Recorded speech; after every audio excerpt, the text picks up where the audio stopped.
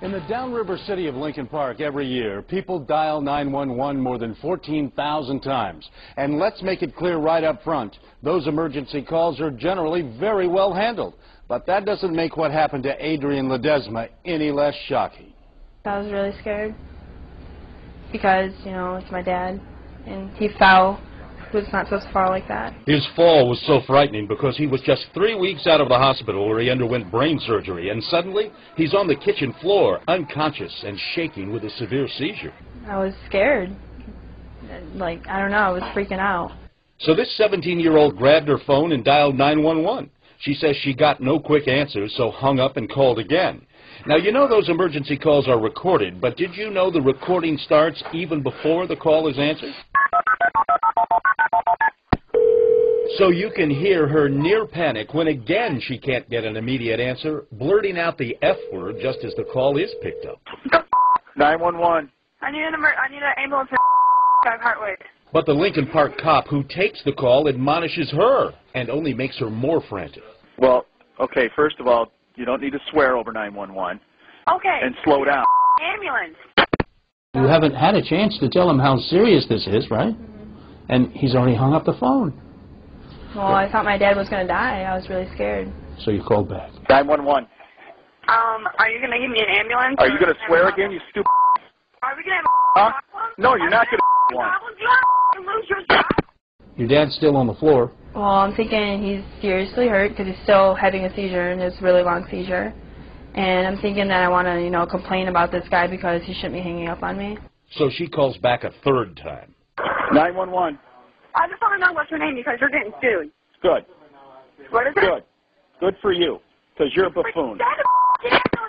After wasting more than 6 minutes, the cop finally called the rescue squad. There it is. I kept getting a 911 call from this filthy-mouthed girl that wanted a rescue. I never found out what it was, and I was never able to transfer it over to you. And that's the same story he told on the police radio when he dispatched a squad car to the house. I kept getting 911 calls from this girl, hostile girl, requesting a rescue. No idea what it's for. I couldn't get through her comments. Meanwhile, Adrian left her older brother to tend to her dad and rushed a few blocks here to police headquarters to demand help and file a complaint. By now, she was even more agitated, more profane and louder when the cop greeted her with this.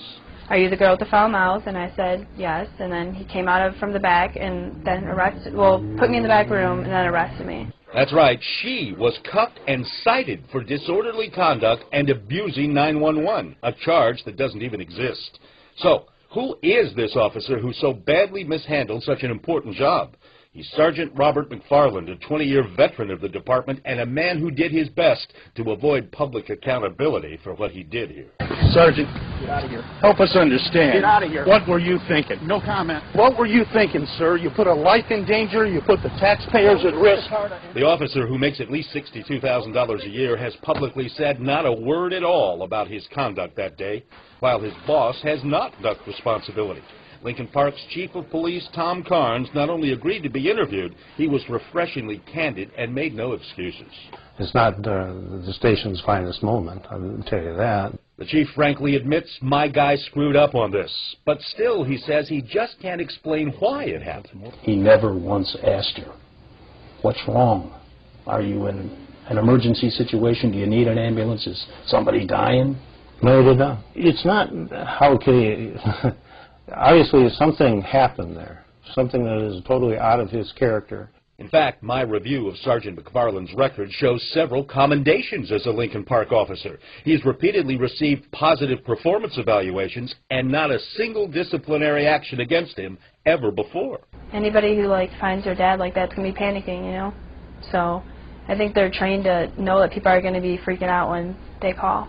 I wouldn't feel bad if he got suspended, maybe fired. Is it 30 days suspension? Would that be enough? I think it may be something where he will lose time over, and he will have training, but he'll have his job. Yes. Well, since my visit with the chief, we've learned he's decided to suspend the sergeant without pay for 2 weeks and send him for some additional training. Meanwhile, the girl and her dad, who is home recovering, have an attorney, and they're talking.